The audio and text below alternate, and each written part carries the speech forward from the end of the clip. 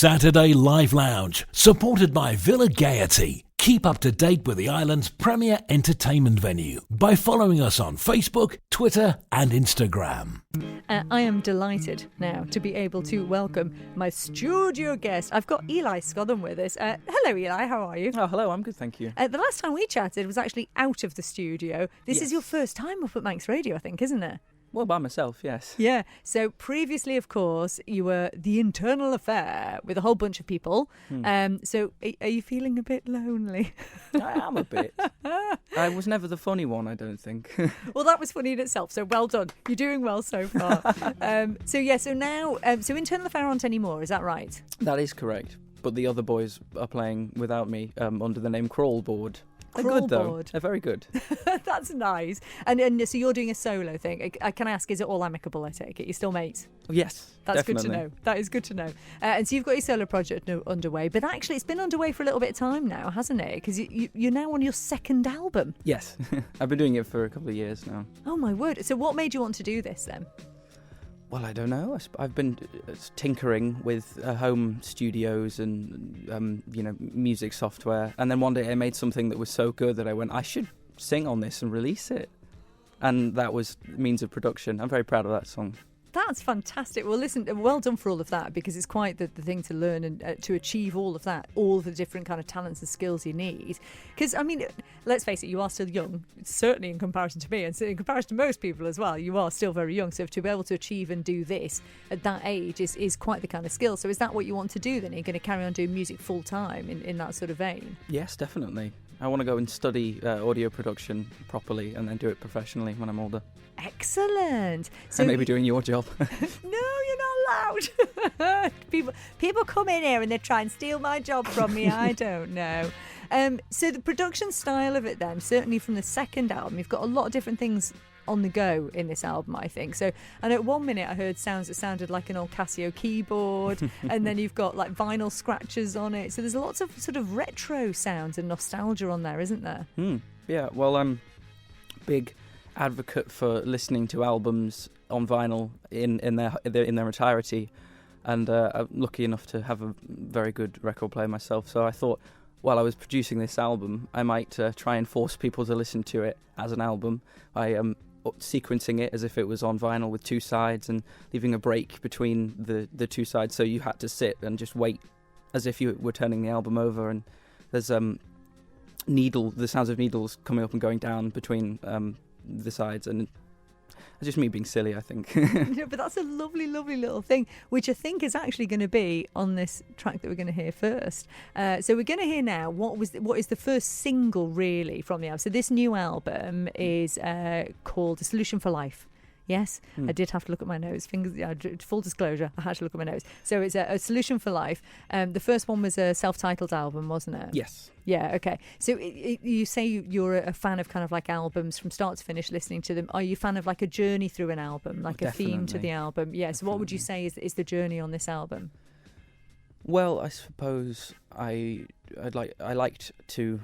was trying to get a bit more down to earth with this one. I think my first album was a bit fantasy love songs, and this one's a bit more like I'm having a difficult time, if you know what I mean. It's a bit more like, oh, I'm walking around and I'm sad and it's raining. I like it though. Much more Smiths. I think the cover makes that obvious. I was going to say that there is a lot of Smiths going on here. In some of the tracks, actually, I heard a little bit of maybe like Badly Drawn Boy kind of vibe as well on some of it. But listen, we'll let everyone else decide, right? So this is the first single. This is called Take It Before It's Gone. And speaking of that vinyl crackle, there it is. Beautiful stuff. This is Elijah Scothern.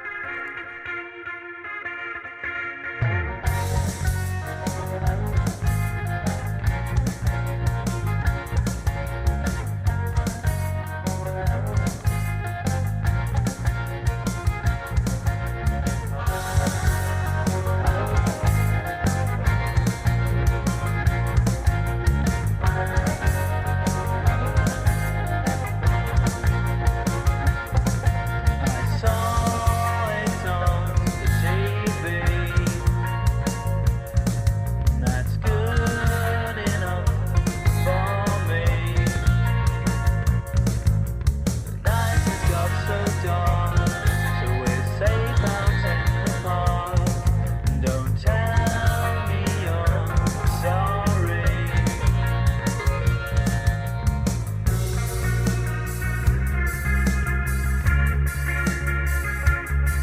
Just pick it up soon or it'll be gone for good. I'm leaving it here and I can tell you you should. Just listen to me, I'd do anything for you. Just because I have very little else to do. Being bored is so boring, and it's me you're ignoring. The night has got so dark, so meet me in a car park. I'll be here till morning.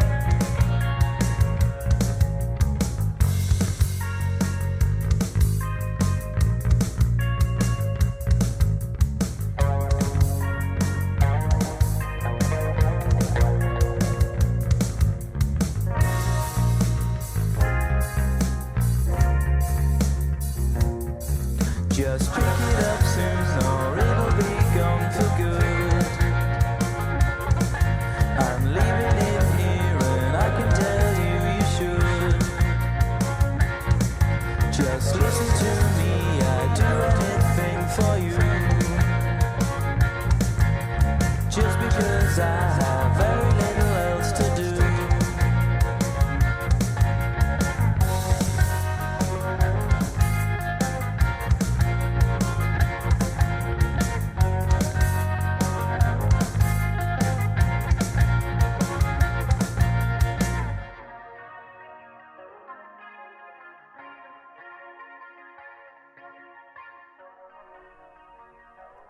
And a fade on the riff as the riff leaves the room. It's a lovely riff as well. Elijah Scothern, that is, and Take It Before It's Gone. And that, Eli, is something we're playing from your new album. It's kind of the first single from the new album, really. Loving the vinyl scratches on there, loving the fact, as we were talking about before, the fact that it kind of creates an album experience, which is something you're really passionate about. But you were talking to me off air there about the riff itself, and it's got you talking about your songwriting process, which intrigued me a little bit, because that song came to you a bit differently than usual, didn't it? Well, yes, it did, actually. Most of the time I like to... if I'm deliberately sitting down to write a song, I'll put a capo somewhere and play a fun chord and see what follows it. And I'll come up with a few sections, and while I'm putting the song together, I'll try and come up with 3 different riffs or sections, and then you never really get tired of any one part. But for that song, I just accidentally played those chords, and I thought, no, I can't come up with anything else for that. That's all it needs.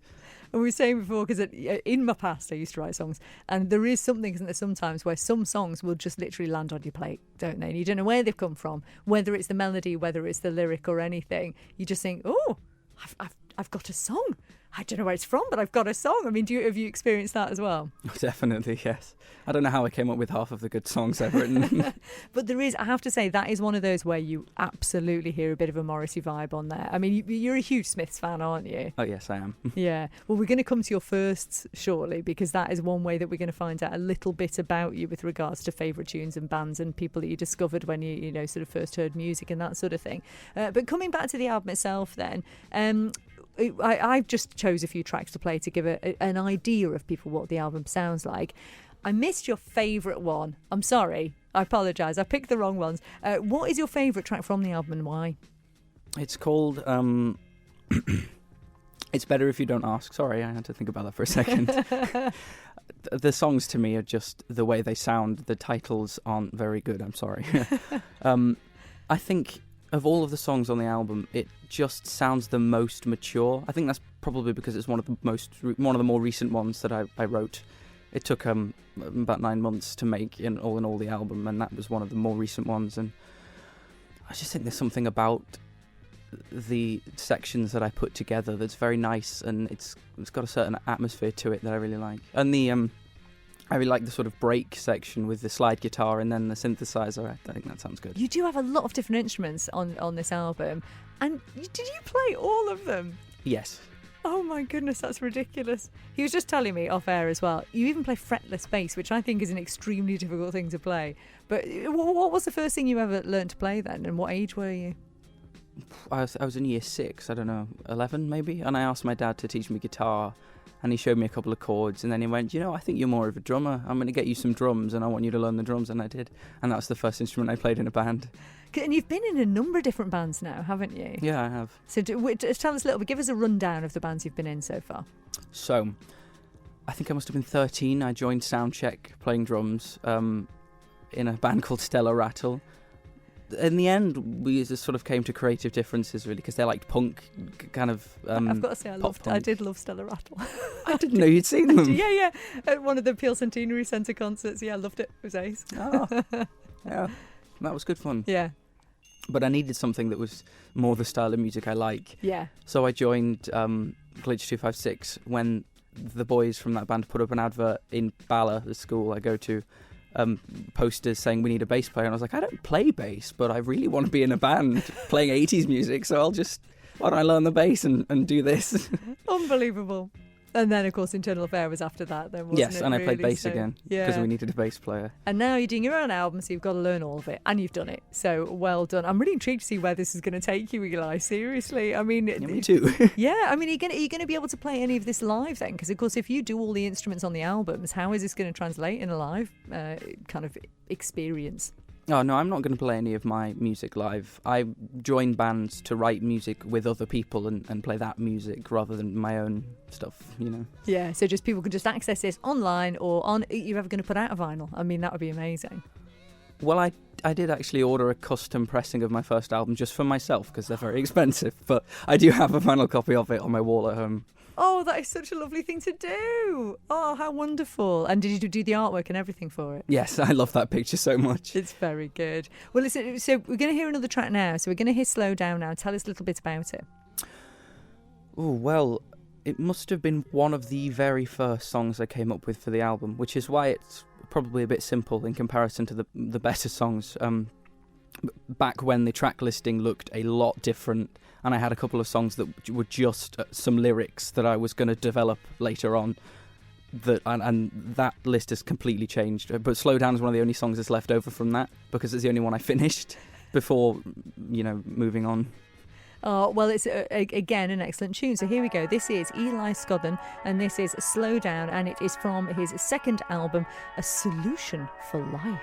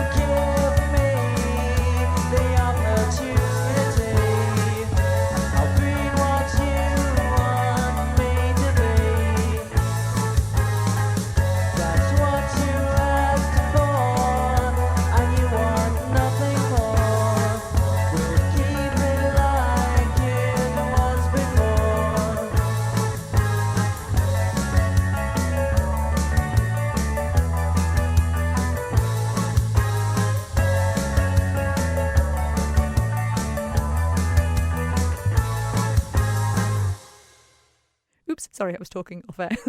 I forgot I was finishing. That was Eli Scothern, and that was Don't Talk. No, it wasn't. Sorry, that was Slow Down. We're about to hear something else called Don't Talk to Me About Life. However, Eli's with us, and it's been lovely chatting with him. But we need to do something, Eli. We need to do your firsts. So this is a new thing on the Live Lounge, which you may not have heard yet. But we're basically trying to find out a bit about people from their firsts. So the first thing I need to ask you, Eli Scothern, I feel like I need like a spotlight landing on you now. What is the first album you ever bought, and what format was it in? Do you remember? I do. When I first got into music, I had been bought a lot of CDs, but the first album I ever chose to buy for myself was A Night at the Opera by Queen on vinyl. Well done. I mean, if you're going to get a good first album, that is an amazing first album to buy, and nowhere near as embarrassing as some people's. So that's a really good start, actually. Do you still listen to it now? Oh, yeah. Well, yeah, I was a really, really big Queen fan back then. And I just happened to be in a HMV in Blackpool, and I went, actually, my dad's got a record player. Well, I'm going to get that, I think. Yes. So this is the thing. I miss proper big music stores, you know. I really do. I find it quite sad that we don't have one over here, because it's just flicking through albums. There's something about it, isn't it? It's like being in a bookstore, like being in a library. I really miss all that. So that's a good shout. Okay. What about the first live performance you remember seeing? The first proper performance I think I ever went to was Gary Newman, and I think it was like 2019 or 2018 maybe in the Villa Marina. Also an excellent gig to go to. I can't believe it was 2018 and 2019 the first gig you went to. That's terrifying. But also amazing.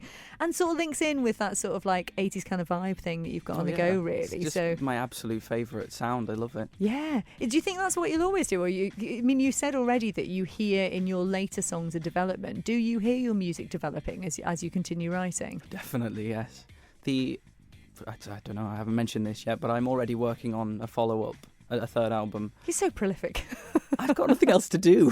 I'd be bored if I wasn't making music.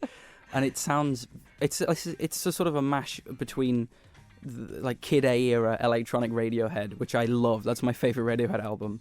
And this really indie musician called Jack Stauber, who I love, who is really weird, and he takes full advantage of the fact that he makes his own music in his bedroom, and it's goofy and very charming. Oh, see, that's a good shout. So would he then be, if I was to say to you, who's the first artist that comes to mind that you'd recommend, would that be him then? Definitely. Yes, that's who you're listening to. Who would be your all-time favourite artist then? The Beatles. Shout. Yes, love that. What was the other one I was going to ask you? Oh, yeah, what do you remember the first gig that you ever played? I remember the first performance I ever gave. I think it was Year 5 primary school talent competition, and I came first place. I sang Eleanor Rigby, actually, funnily enough. Well done. Well, do you know what? I think we should try and put that on for you in a little bit. So let's while I'm just gonna let's put some Eleanor Rigby on, because it's just one of the greatest songs of all time, really, isn't it? But before we do that, we are going to hear another tune of yours. So we're going to hear another song. This one is Don't Talk to Me About Life. And before we hear it, tell me a bit about it, because this is one of 2 tracks on this new album that has a very distinctive style to it. Tell us a little bit about it before we hear it. Well, it's a bit of a task to create a whole, especially since I'm quite a perfectionist. It was a task to create a whole full-length, like 40-minute album and write lyrics for every song. So for a few of them, I decided to take inspiration from the Beatles, make a little side 2 medley, which I'd been experimenting with a little bit. And for a couple of the songs, I said, no, we should just leave them as instrumentals. And then somewhere in my brain, I thought, maybe I could sample something, put some speech on there.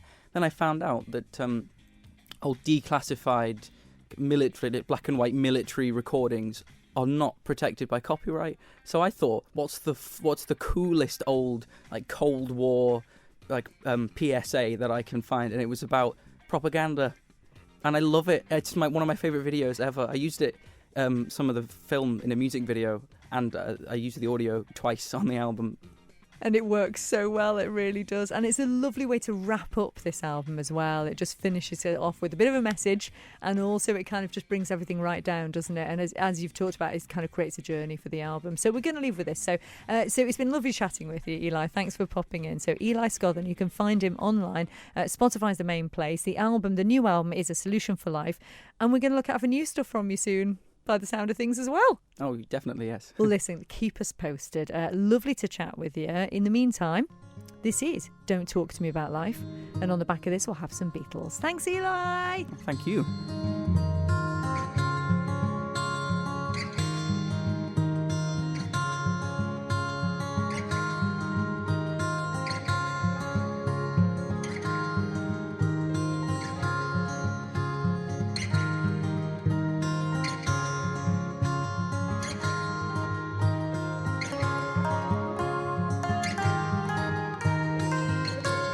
Well, if you hear enough of this kind of gossip planted by the communists, enough phony rumors of America's secret plans to launch a war, enough big lies, little lies, medium-sized lies, maybe you'll begin to believe some of it. Maybe you'll begin to wonder if there isn't some truth in it. Maybe nobody really likes us. Maybe the world really thinks we're imperialistic warmongers. Maybe. That's what the gravediggers want you to think. Because if you do, you're halfway in the bag.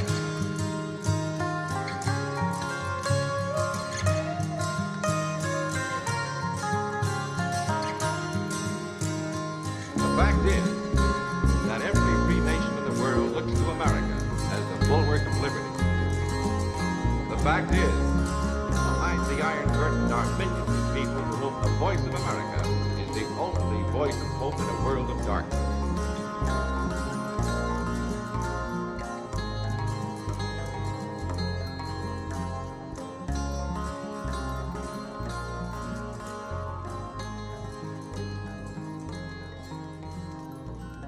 Do you know what? Right, first of all, listen to this at the end. You can just hear in the background a music box. Eli's still here. I'm just going to talk to you a bit about that, Eli, because that was Don't Talk to Me About Life from your second album. And you, just off air, you were telling me some fascinating things about that track. Because first of all, if you listen on headphones, it does flick from side to side. It kind of moves between the speakers, between the channels. And you did that intentionally, didn't you? Yeah, I found that the voice was not of very good quality, and it was difficult to mix it and have it settled in one kind of space in the stereo spectrum. So I thought, let's just have it move about a little bit, and I did that on both of the songs that have it on. And the quality of his voice as well just works so well, doesn't it? It does. It does. I just love those clips. He sounds great. And tell us a little bit as well about how you kind of wove the sort of intricacy of the music is sort of woven into almost the atmosphere of what he's saying and the emotion of what he's saying. It started off as a bit of a coincidence, really, and then I realised that actually it worked really well. The sort of first part of the song, you'd call it maybe a verse chorus, because there's one progression that is a C shape, and then I move it up 2 frets, and it's got lots of clashing notes. It's really nice, but that is sort of going up, and it feels very uplifting. And in those sections, I have him the clips where he's saying, you know, America is with freedom, and then the chorus bit, I'd call it the B section, is the really nice bit where with the descending bass line. That's me moving the bass note down just on the acoustic guitar with my fingers. I'm really proud of that. And in that bit, he is talking about sort of the conversation flows into the more negative aspects of what he's saying. That was a coincidence. And then you've got a very interesting sound at the end. Yeah, I have a little sort of collage as the music fades out and the guitars have more reverb on them and they feel like they're getting further away. I have very delicately a music box I have of the Beatles Yesterday that sounds absolutely nothing like the song. It's honestly not very good, but I recorded that a couple of times, hard panned left and right, so that 2 different versions of it coming out of both headphone sides.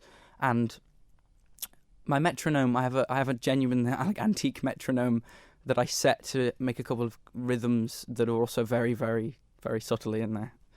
It is fascinating stuff, it really is. The attention to detail is immense. Well done, honestly, for this album, because it's really good stuff. It's well worth checking out. So, A Solution for Life, Eli Scothern is who you need to be looking up. And as promised, Eli, we are going to leave you with the Beatles. Look at all the lovely people.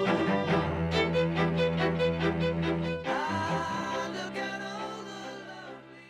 Saturday Live Lounge, supported by Villa Gaiety. Keep up to date with the island's premier entertainment venue by following us on Facebook, Twitter and Instagram.